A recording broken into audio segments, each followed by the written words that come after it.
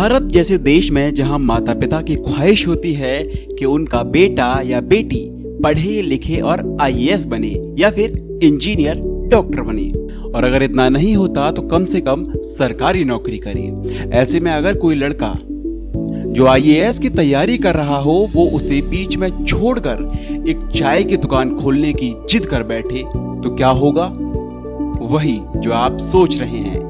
माता पिता गुस्से से लाल हो जाएंगे और रिश्तेदार इसे जीवन की सबसे बड़ी गलती बताएंगे। लेकिन किसी ने ठीक ही कहा है कि अगर कुछ करने की चाह हो तो सारी मुश्किलें धीरे धीरे खत्म हो जाएंगी। ऐसी ही एक कहानी है इंदौर के अनुभव दुबे की, जो घर से निकले थे आईएएस बनने के लिए, लेकिन फिर दोस्त के साथ मिलकर खोली चाय की दुकान, चाय सुट्टा बार, और फिर देखते ही देखते कंपनी का टर्नओवर पहुंचा 100 करोड़ के पार।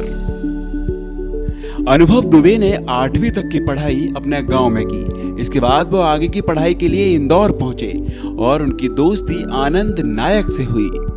दोनों ने आगे की पढ़ाई साथ में की, लेकिन आनंद ने बाद में पढ़ाई छोड़ दी। इसके बाद आनंद अपने रिश्तेदार के साथ एक बिजनेस में लग गए।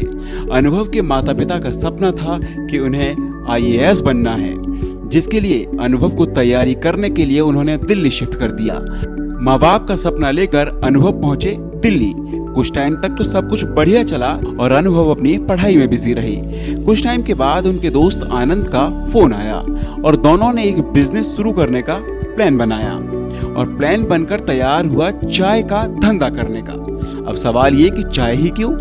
अरे भाई, बिजनेस के बारे में अनुभव बताते हैं कि देश में पानी के बाद सबसे ज्यादा चाय ही तो पी जाती है। हमारे यहाँ सर दर्द हो तो चाय, ऑफिस में स्ट्रेस हो तो चाय, इंक्रीमेंट हुआ तो भी चाय, सैड हुए तो भी चाय, और खुश हुए तो भी चाय। और मेरे जैसे लोग तो हर समय चाय पीने का कोई ना कोई बहाना ढूंढ ही लेते हैं। इसलिए उन्होंने चाय का बिजनेस शुरू करने का प्लान बनाया। इस बिजनेस में उन्हें ज्यादा लागत भी नहीं लगी और उन्होंने इसके लिए युवाओं को टारगेट किया। शुरुआत में अनुभव और आनंद ने इस चाय के बिजनेस में 3 लाख रुपए की लागत लगाई थी।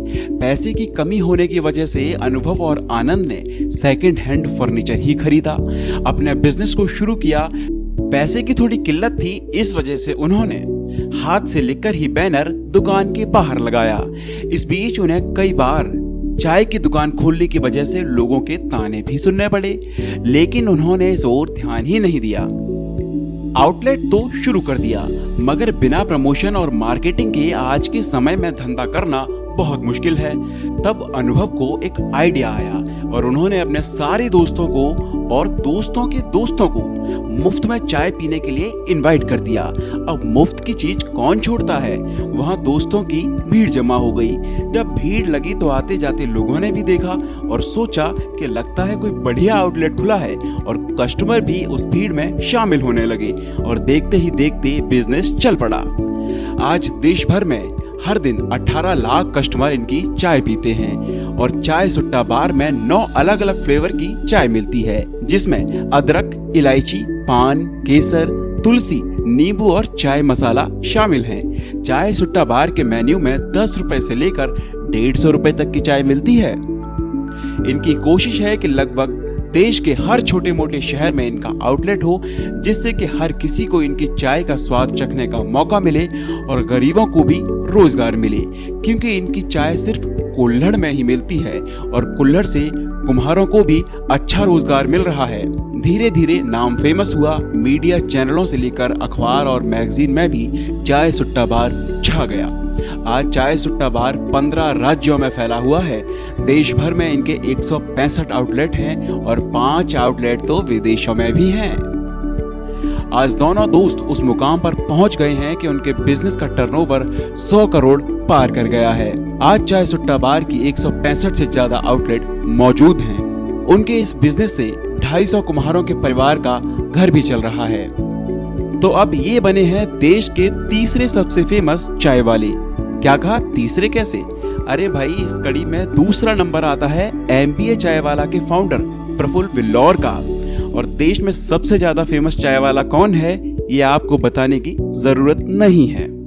तो अब ये कहना गलत नहीं होगा कि don't under estimate the power of a चाय वाला।